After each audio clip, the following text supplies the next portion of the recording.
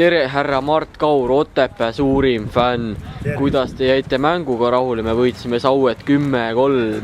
Mäng oli väga hea, aga natuke kerge oli. Sanderi 1/10 värav, see nagu ei olnud väga oluline, aga muidu oli väga hea. Aga miks te ise ei mänginud? Ma mängisin ise Viljandi Tuleviku vastu, et poleks ma seal mänginud, oleks ma täna mänginud. Nii. Aga üldiselt, kes oli täna parim mees platsil? Ütleks, et kõige viimased mehed, kes tulid mängule, need mängisid hästi, kuigi kahtlesin nendes väga. Et nad on väsinud autosõidust, aga siiski mängisid hästi. Aga Mihkel Tederi comeback, kas see ei ole nagu rääkimist väärt või? No, saame aru, ta on ikkagi 3 kuud mänguplatsilt teemal olnud ja tal pole veel jalg päris terve. Saame temast ka aru, et ta vajab veel kogenemust.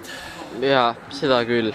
Aga kuidas nagu teed järgmine mäng duubliga, löögiga, kuidas te sellele vastu lähete? Me lähme vastu võiduga, sest me tahame ikka saada 3. liigasse, et meil on veel võimalus ülemineku mängudele. Aitäh teile, head aega!